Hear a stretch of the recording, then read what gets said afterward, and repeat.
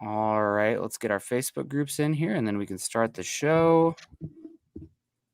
Got the wheels spinning. Awesome. Well, welcome in. It is Tuesday night. It's time for an episode of Building the Broncos. I am Nick Kendell, out here still in Colorado, flying back tomorrow, so making do in the small Airbnb, recording outside. We'll see how this goes. And joined us by, as always, Carl Dumler. Carl, how you doing? We missed you this weekend. Yeah, sorry, I kind of went the other direction. And it seems like everywhere we go, we have to be almost opposite. You know, when I lived out in Seattle, you were in Iowa. Then you moved out to Seattle. I moved back to the Midwest. You come to Colorado. I'm like, I got to go east out there to Chicago. I think they were worried about their bourbon supply if we got there again. So the bourbon, we're making sure Big Bourbon didn't want us together because we might tank the national stock. But yeah, it was a lot of fun, and we missed you. Hopefully we can see you there next year. And unfortunately, not a win, a pretty inept. I mean, my dad just looked at me. He's like, that was one of the most horse you-know-what games I ever watched in my life. Not a lot to get excited about.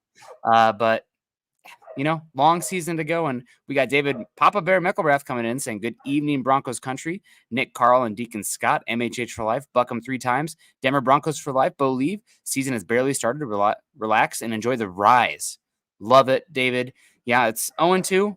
This team might be destined for a top 5 pick this season, but we still got 15 games to go. So who knows? A lot yet to be written. Unfortunately, the injury bug has really started to raise its head. I mean, I don't know how many times you and I and Scott have talked about, Denver's offensive line last year had unbelievable injury luck, fortune, whatever you want to call it. 99.6% of the week, day one, snap one starters played the starting reps. Well, now you're going to be without, dare I say, your best offensive lineman through the first 2 weeks of the season in Mike McGlinchey for the next 4 weeks after he suffers what has been Mike Garafolo quoted, a significant meniscus injury. So not a tear, going to be out 4 weeks. But I mean, honestly, a 4-week injury on that knee for a tackle, you might be talking, 4 weeks until he plays, but 6 to 8 weeks until he's back to baseline. Yeah, I can't remember last year. He missed most of preseason training camp because he had an injury. And then he really struggled those first few games of the season and kind of leveled out as the year went on and got healthy and also learned the offense a little bit more. So you're right. It's not just a 4-week injury. It's probably 8 weeks before we really start seeing him back. And I was, we're going to be doing a little bit of a stock report today. I almost put him on my list for stock up other than the injury, kind of took him back down because he had a pretty decent game.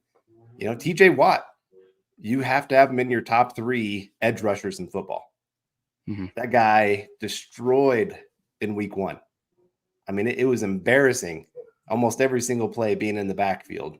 And we even talked about it on the show of Broncos cannot let that guy take over a game. You have to give McGlinchey some help, and they did. Yeah. But even in a lot of his one-on-one situations, he still held his own. So that is definitely a significant loss for the Broncos in both the pass and the run game. I know they haven't got the run game going, but that is kind of his forte, is more the run game than the pass. So big loss. Baron Browning's another one that you lost for at least 4 weeks. I mean, I don't think there's anything official yet. We've heard some rumblings about the injury. He had an MRI on his foot today, but I was talking with Chad before the show, and he's like, where did you see the timeline for Browning? We haven't seen any. I didn't see anything official timeline-wise for Browning, and sorry, you guys, if you hear that yapping dog in the background. I'm doing the best I can here. We've heard maybe up to 4 weeks there, but we're waiting for something official there. And with that, Denver did make a move today, bringing in a linebacker from the Chargers practice squad, which also could indicate maybe some concerns with Browning. So can't catch a break, man. The 2 of the top 4 most important positions. Browning contract season. We keep talking about how talented and healthy how talented he is. Like, we're really hoping he can have a big year, and unfortunately, not happening. Scott and I got into this conversation last week of who would you rather pay, Baron Browning or Jonathan Cooper? And Scott brought up a great point. You can't pay Browning if he can't stay on the field. He might be the more talented guy, but Jonathan Cooper might be the more valuable player right now just because he can actually stay on the field. He's consistent in both the run and the pass game. And honestly, I'd be saying he's having his best year as a pass rusher. Like he's making a real impact getting into the backfield. Quite a few plays. He negated a big 50-yard pass because he got a holding call when he was chasing down Justin Fields. And so, he might not put up the greatest stats, but right now I'm kind of leaning towards if I'm going to pay one of those guys, it's probably going to be Jonathan Cooper, even if Baron Browning is the more talented guy. They need him. I really hope he can get back to the field sooner than later, but it's tough to see him every year missing games. Yeah. And he'd actually been pretty good, I feel, overall in the run game, setting the edge. I mean, the Steelers did not have any runs from the running backs gain over 11 yards. They were, a lot of, death by 1,000 paper cuts with that one, but no explosive runs. And I thought Browning was having a pretty good year. He had some questions about, setting the edge coming in, not, Nick Benito level question setting the edge, but that's probably who's going to replace him now. And that's something that the penalties in this last game, I mean, we'll see what the trends are. 2 games, you can't really say there's a trend too much after just 2 games. But those are 2 significant injuries for this team that is desperate for quality players. I mean, let's just be honest, quality players on the field. But you know who's quality? Eric Flynn coming in with the super chat. Thank you so much, Eric. It's always great to see you in here. Hope you're having a fabulous Tuesday.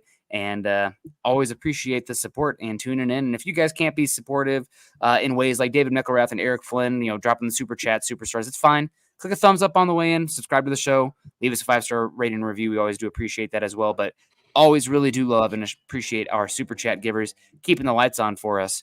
We got Phil McLaughlin coming in here saying, good afternoon, Nick, Carl, and Deacon Scott. Are you outside, Nick? Yes, I am. It is a 1-bedroom Airbnb, and we have a flight tomorrow that we got to leave here at 6 a.m. So baby's also been very fussy today. So I opted outside versus screaming infant in the background. So we're doing what we can. It'd have been easy to be like, you know what? Not today. No, brought the computer. I missed you guys last week with sick stuff. So we're here hanging out. The internet seems to be holding up. And I carried the heavy, microphone. So we might as well use it. So yes, outside.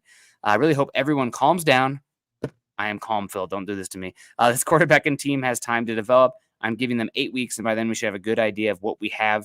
Buckham, MHH for life, Broncos for life. I feel like there are some areas where you kind of already do know what you have, but if you're talking Bo Nix, I just worry this entire season, it's not going to be lost because I feel like if he was going to be like this elite franchise quarterback, he would probably by the end of the season start to raise above the fray. But you have the offensive line that's underperforming, especially compared to what they're paid. Running back room that honestly with Javonte, with how badly he looks, might be the worst in the NFL, might be the worst running back in the room in the NFL.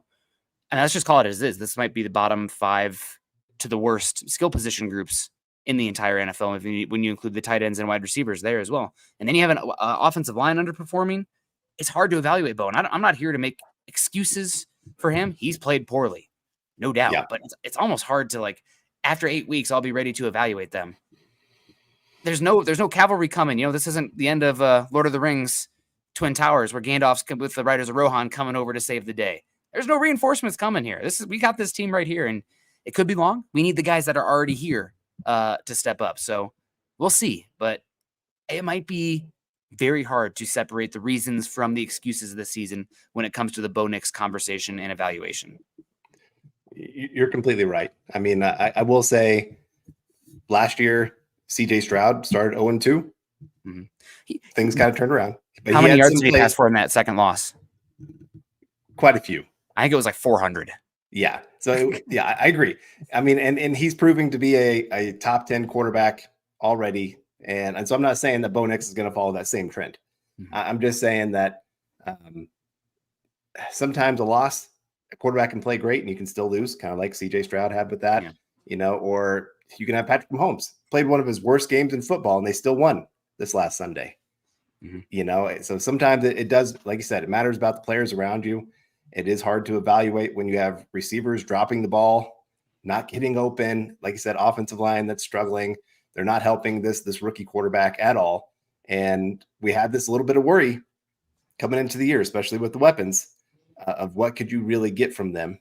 And this is a little bit why I said for the Patriots, I would not start Drake May because I'm not sure I can trust that offensive line. I'm not sure that he has any weapons.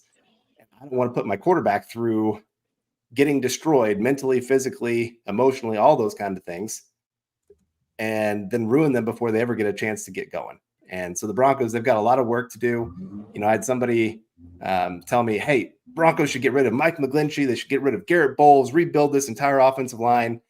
And I'm going, then you're just opening up all these extra holes that you got to fill next year. Yeah, then we'll be talking 2028 will be the year then, finally. It takes years to build an offensive line. Right. And so I'm like, right now, I would focus on the weaponry, try to keep that offensive line together if you can for a couple more years, and then you can start rebuilding with some younger players. Hope maybe one of these undrafted guys emerge, something like that. But anyway, something that doesn't need to be rebuilt is Mint Mobile. With big wireless providers, what you see is never what you get. Somewhere between the store and your first month's bill, the price you thought you were paying magically skyrockets. With Mint Mobile, you'll never have to worry about those gotchas ever again. When Mint Mobile says $15 a month when you purchase a 3-month plan, they mean it. Say bye-bye to your overpriced wireless plans, jaw-dropping monthly bills, and unexpected overages. To get this new customer offer and your new 3-month premium wireless plan for just $15 a month, go to mintmobile.com/huddle. Again, that's mintmobile.com/huddle. Cut your wireless bill to $15 a month at mintmobile.com/huddle. 45 upfront payment required, equivalent to $15 per month. New customers on first 3-month plan only. Speed slower above 40 gigabyte on unlimited plan. Additional taxes, fees, and restrictions apply. See Mint Mobile for details. Yeah, it's back to football, obviously. We'll see what happens here. Again, it does feel doom and gloom because it's just the same thing again, right? I mean, the EPA per play so far, I don't know if you saw, we've already have, week 2 in the books. Denver's defense, 10th in EPA per play. Top 10 defense. Now, granted, Steelers offense, Seahawks offense, probably not world beaters. They're going to play much better offenses than that this season.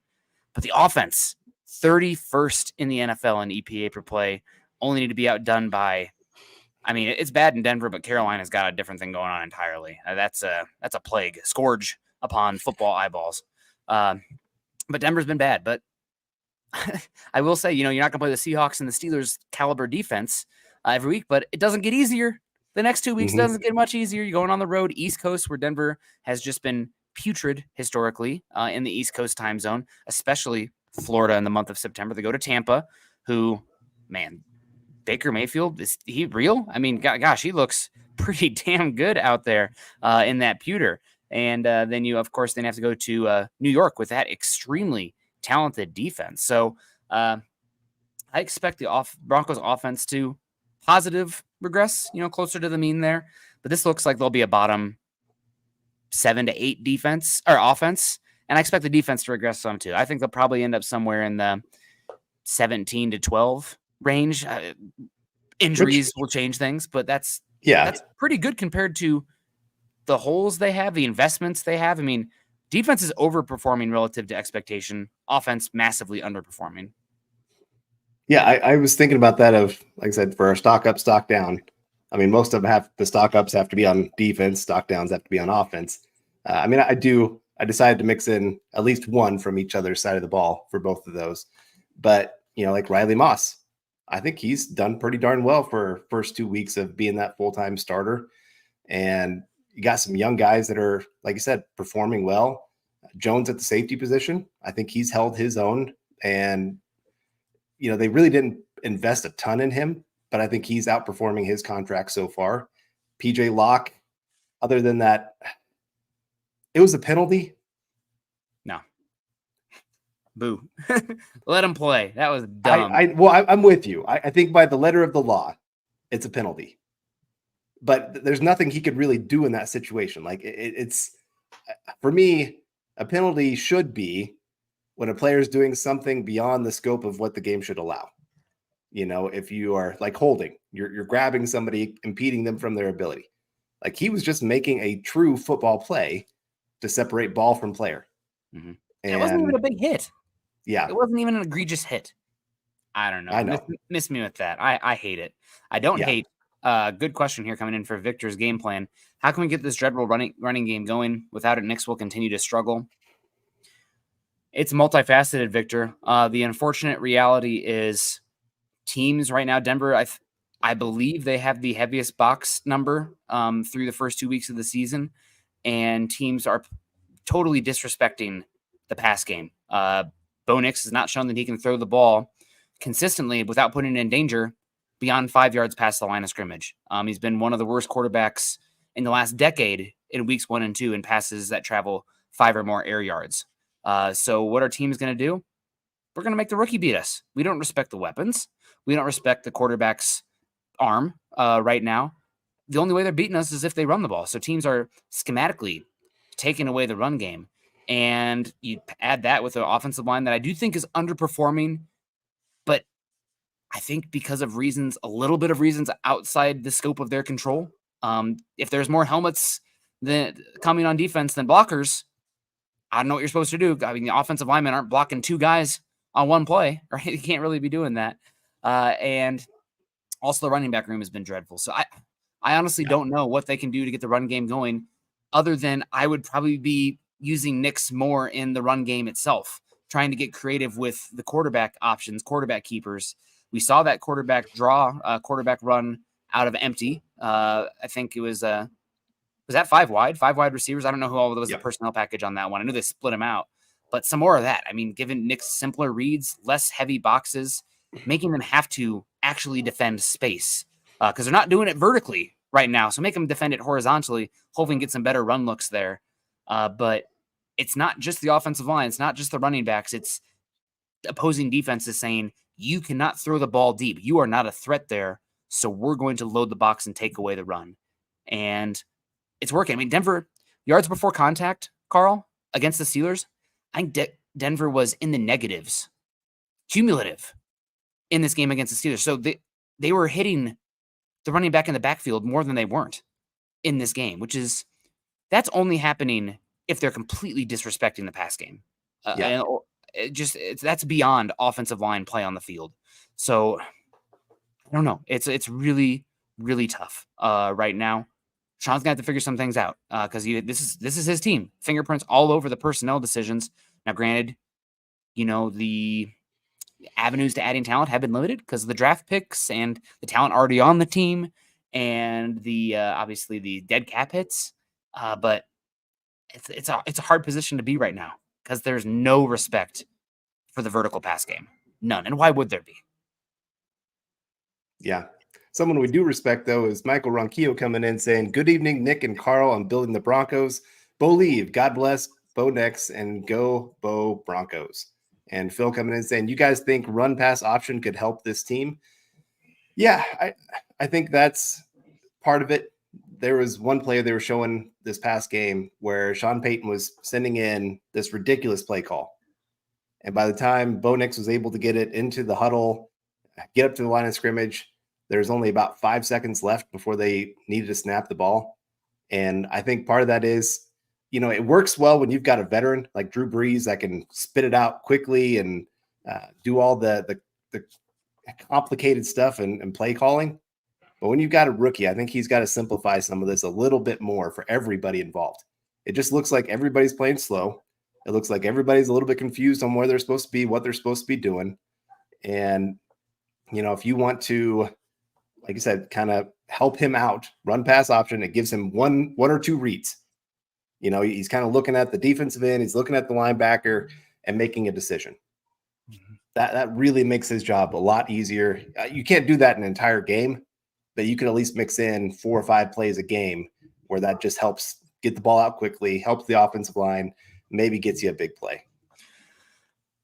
I will say, Phil, that I haven't rewatched the second game yet because I've been busy, but I think there is a good bit of RPOs in this offense right now. No, it's not Mike McDaniel spamming it with the 2 speedsters out there, but there have been RPOs looks. It's just kind of like in quick watch. It doesn't feel like it because he's handing it off, right? It's not the handoff, pull out, quick slant or anything like that. A lot of times the RPO option has been the R. He's choosing the R instead of the P on the RPO. So I have seen RPO implemented from them. What really needs to happen here is not the RPO for me. It's play action. Now, granted, do they trust Bo Nix in the under center game? A lot of it is shotgun right now. There's not a lot of true under center dropbacks from this offense right now. 3-step drop, 5-step drops, let alone without play action. And Sean Payton's never really historically been super heavy play action, at least in the later parts of Drew Brees' years. I think he did do a lot more early on with Brees, but that's something that it's hard to. I know people will say, why are you doing RPO if you can't run? But it still freezes the linebackers for a little bit. I mean, there's a lot of data that just getting that little action in there can be helpful. But do they trust Bo Nix to have his back to the line of scrimmage? He's already struggling with his lower body mechanics, and that's out of shotgun and stuff that he's been comfortable, something that he's a lot of experience in. So now you're adding under center stuff that he hasn't really had that much. But the lack of play action is something that I think is the biggest concern for me, and a button that we haven't really pushed yet with this offense through 2 weeks that maybe you might have to break glass in case of emergency there. Yeah, I think I saw something about how the Broncos were running the least play action when it came to loaded boxes. Most teams, when there's a loaded box, it's a great time to run that play action. Everybody's up close, freeze them for that second, like you said, that half second. Get a guy just that little extra step, and then let Bo Nix go to work. And you can even get him doing some boot action, play action, get him out of that pocket a little bit. Maybe he feels a little bit better getting on the run, improvising, compared to this whole trying to stay in the pocket, do everything that you're supposed to do from a normal offense. And he's going to have to do that eventually. But I'm saying you're going to have to get a little bit more creative to take some pressure off him, take some pressure off the offensive line, and get those weapons a little bit more opportunity to go make a play. Now, and I want to give a shout out to Josh Stecklian on Twitter here. Now, this is not verified, but Josh does pretty good tweeting out there. He's a good Bronco fan to follow. Just typing in Broncos play action. But from under center, Denver only has 6 play action attempts so far this season from under center. Now, granted, what is the sample of under center play calls with Bo Nix so far even? But that's not enough. That's not enough, and that's something that hopefully they can get going there. But yeah, Broncos only used play action on 15% of the plays with against the Steelers, and Nix was 3 for 6 for 61 yards in those play action attempts. So that seems like something that they need to probably look to utilize now. Maybe Peyton is not fully comfortable. Nix is not fully comfortable with it, but I mean, they got to figure out something. So, Carl, I'm going to jump in here and steal maybe for stock up here on this because of the offensive side of the ball, because it is hard to find many things to say stock up about. But a stock up, Mike. I don't know if we already got Michael, but I was always stock up Michael Ronquillo. God bless you. I think we already did get that, but I don't know if I got a chance to say hello to Michael too. But stock up for me on offense, Josh Reynolds. I think that he's probably the only one you were going to say as well here. He had a good game. Cortland Sutton's been MIA. Now, granted, I think that's more so issue with granted, the first game, his fault. Drops, maybe not perfect passes, but like you're a freaking you're paid like a top 30 wide receiver. You should be able to catch it if it's in your catch radius, even if it's not a perfect ball in space that it should have been a better ball. But that is Josh Reynolds. I think he's playing pretty well. I don't think Denver has, I think he's outperforming Jerry Jeudy so far this season. I'm not sure how Jeudy did against the Jags week 2, but he's definitely outperforming what Jeudy did in Denver. Granted, Jeudy had a lot of injuries there, but he's been a fine receiver. Now, granted, Reynolds is probably somebody you'd rather have as your number 3 or number 4 on a good team rather than right now your best pass catching option through 2 weeks. But I mean, Denver did not pay him, considering what wide receivers in the open market are getting paid. He was not highly sought after. He didn't get big money. Calvin Ridley getting giant money for being pretty mediocre. Darnell Mooney, good game yesterday, but missed a lot of time. He got paid huge money. People could have paid Reynolds. Teams weren't really super knocking for him. So he's stuck up. I thought he was pretty solid. I didn't have huge expectations for him this year, but he's been at least shown a pulse on offense for a team that has been DOA on offense. He seems to have been the most trusted receiver by Bo Nix so far. The guy that actually finds his way to get open, finds a hole in the defense. I think that's part of it with some of these young guys. Teams are playing a lot of zone against the Broncos, and speed is great, but against zone, having that intelligence to know where to sit, where to kind of throttle back to kind of open up that window for your quarterback, that plays a bigger part. And so, guys like Troy Franklin, Marvin Mims, that's not a big part of their game right now, is fully understanding how that's going to be. So, yeah, I think Josh Reynolds, you're right. Definitely had a nice game. He was on my list, my only offensive player, darn it. But I'll add a non-defensive player. I'll go special teams here. Riley Dixon. First punt, not so good. So good. But yeah, after that. But right now, leading the league in punts inside the 20. Now, given he also is leading the league in number of punts, which is not his fault. He's only got one touchback out of his 14 punts so far. He's pinned, what is it now, 3 times teams back at the 1 yard line, something like that. I mean, it's been pretty impressive for a guy that we were kind of questioning, is he actually even going to be the punter this year? He's really shown, when Sean Payton said, hey, yeah, he won the punting job, it wasn't even close. I think he's really proven that right now, right at this point. Yeah, he's been good. It's been nice to have the punter do well. I wish the Gunners were doing better. Absolutely silly penalties from McMillan and Patrick Surtain this week in special teams, and a team that just, there's no margin for error there. Yeah. You can't do that. So very, very frustrating on that end. But stock down for me. Speaking of that, it's Surtain for me this week. And this is because, he's kind of superhuman. He's been Denver's Mr. Everything, and he didn't have a good game. I think 3 penalties, 2 on defense. Granted, that last one, I mean, I really believe defensive backs have every right to go for the ball just as much as a wide receiver, and his head was around before the ball got there. I don't know. Let them play, in my opinion. Let those guys play down the field if their heads turn and they're trying to make plays on the football. But I digress. Surtain, stock down. And this isn't, oh, man, Surtain's washed or Denver overpaid or anything. He's still elite.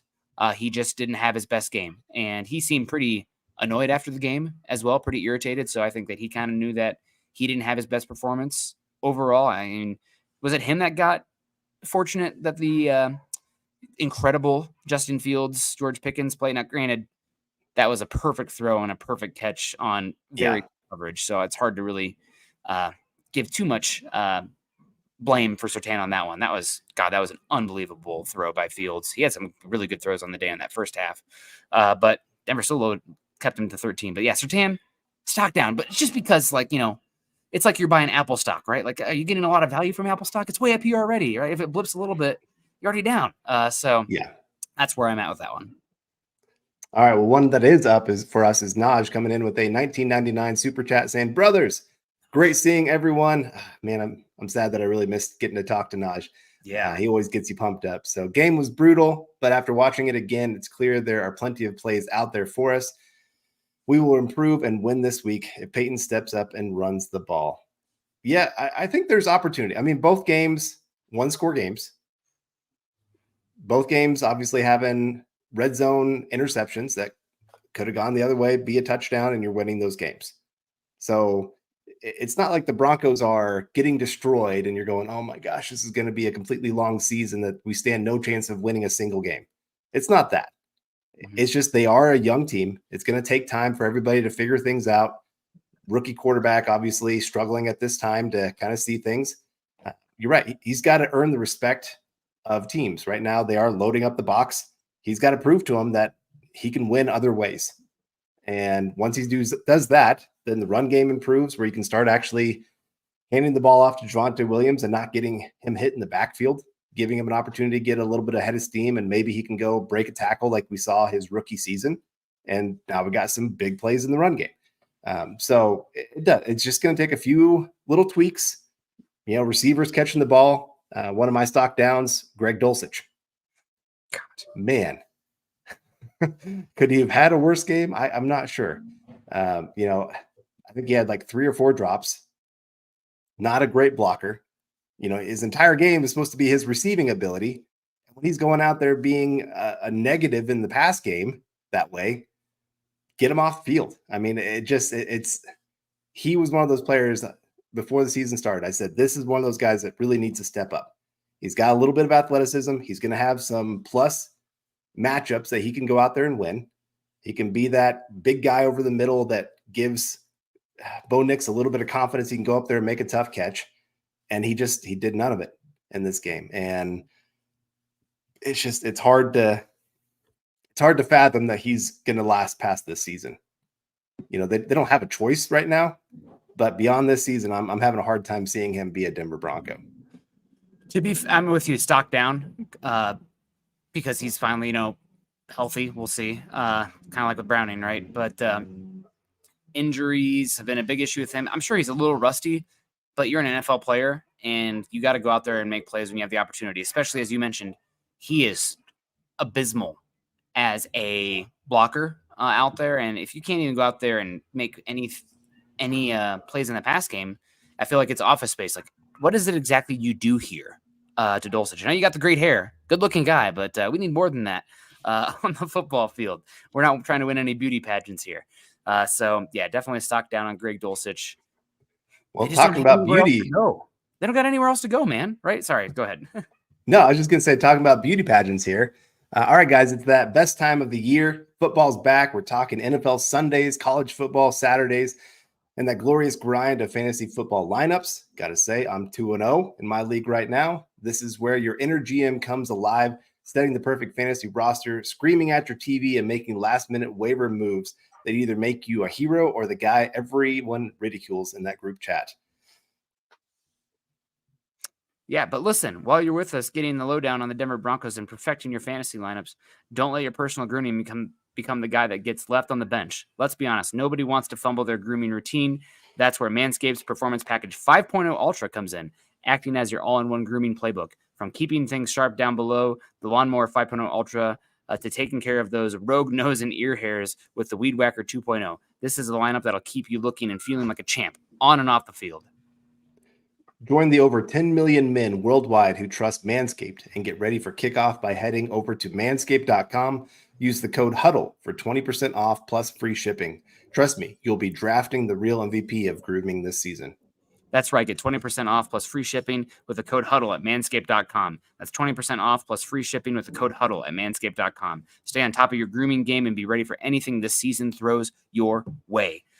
So stock up again, besides Manscaped being back on the reads there. Always do love that. Stock up. Phil McLaughlin says, our defense better across the league. Only 3 teams have scored over 27 points this week.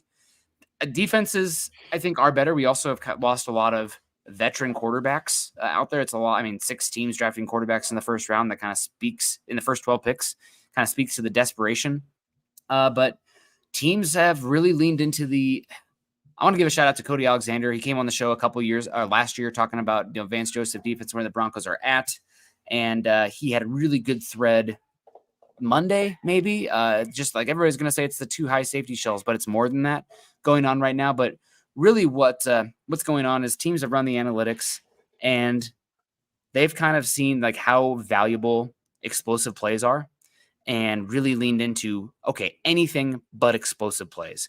And I think that out of explosive plays on the field, runs only make up 18% of them. So it's much more likely to be a pass, and you want to keep everything in front of you. So teams are inviting you to run the football because it's harder to create explosives that way, and vacating the box and playing more guys deep, bracket coverage. But it's not just bracket coverage. You're still seeing a lot of cover 3 looks out there from cover 2 looks pre-snap, or 2 high safety shell looks pre-snap, but also a lot of cover 4 and cover 6 and cover 2 from cover 1 looks pre-snap, where one of the safeties or somebody will buzz back, or a cornerback will buzz back. Spagnuolo's doing an incredible job with this. McDonald, we've already been doing that.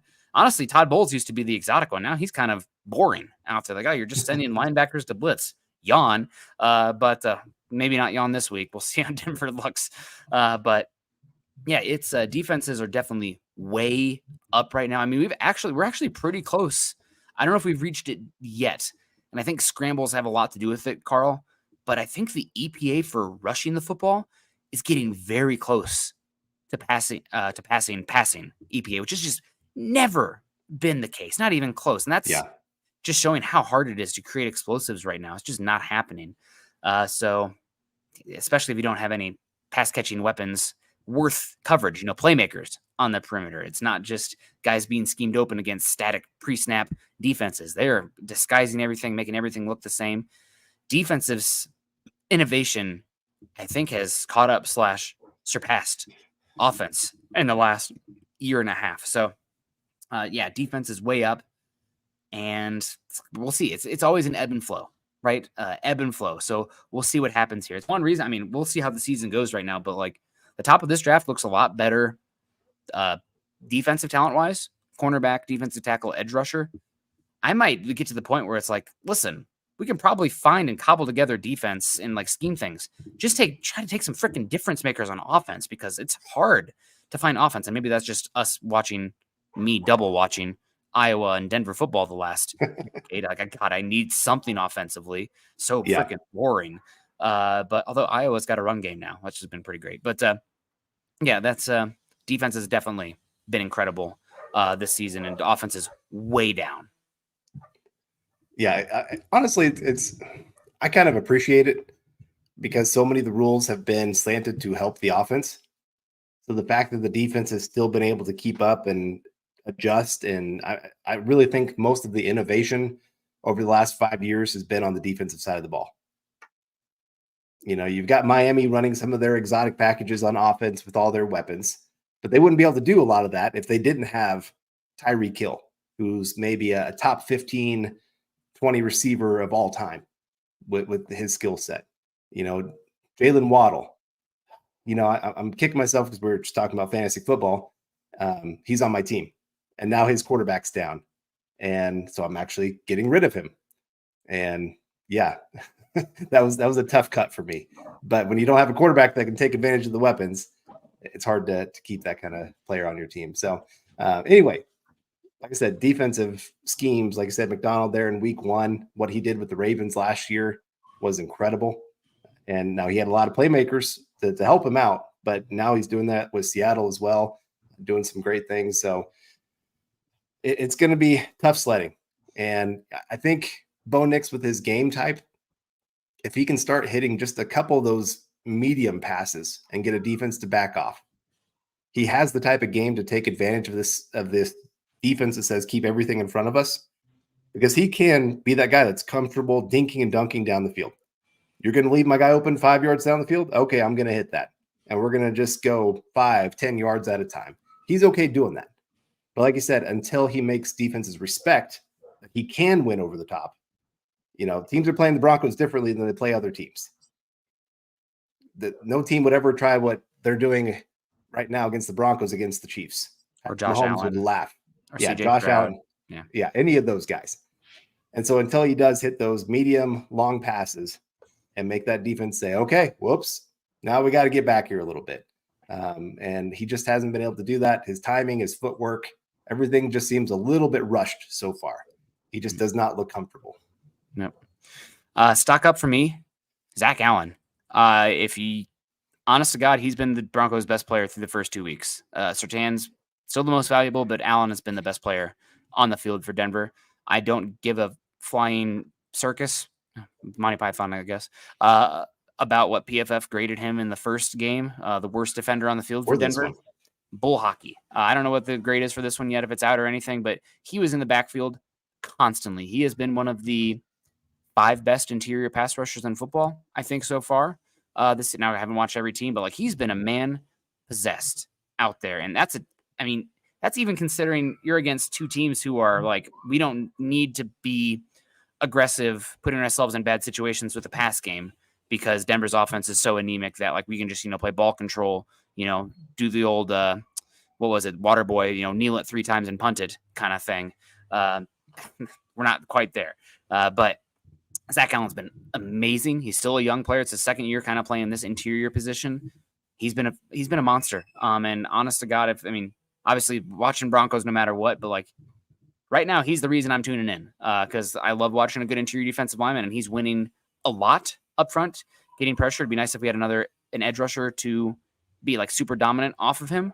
But he's been awesome. Stock up again. I think I wasn't here last week. I would have been stock up for me that game as well, but he's been the best player on the field for Denver. Yeah, they had him dead last week in PFF. Scott and I both had him as our stock up. Out of 19 players that played on defense this game, where do you think you ranked? Yeah, that's Say that again. Sorry, I was reading Scott's comment. Out of 19 players that were graded for the Broncos on defense, where do you think he ranked this week? I mean, he should be number one. If not, then I don't Should know. be. I don't know what. 13th. What the hell? I don't know. Not even starter level. So they actually even credited him with 13 pressures in this game. And he got. I'm flabbergasted, Carl. I'm more mad about this than the game. This is beyond stupid. Yeah, they said his tackle was a 27.5. His run defense was like a 29.9, and his overall was like a 48 something. Dumb. I miss me with that. Denver could use a real true nose tackle for him to play off of, no doubt. But sorry, I have dogs barking in the background, kids screaming. I don't know if you can hear that. Wow, they're loud. Probably about time we wrap it up here. But that's stupid. Stock up, Zach Allen, been Denver's best player. Oh, easy. So I'll stay on that same side of the ball. I'll go Riley Moss. Only allowed 3 catches, 17 yards. For a guy that's playing opposite of big penalty, but even there, I don't think that was a penalty. I mean, it was iffy, but both guys hand fighting. Like, to me, if both guys are fighting like that, and he's running with him, it's not like he's grabbing him, trying to hold him back or anything like that. That was the one that I was like, come on, guys. So many of those calls were ticky-tack in this one, and they mostly went against the Broncos. I didn't see the Broncos getting a lot of those kind of calls in this one. And so just a little bit frustrating there. But beyond that, like I said, I thought he held his own, came up, helped in the run game on a few plays.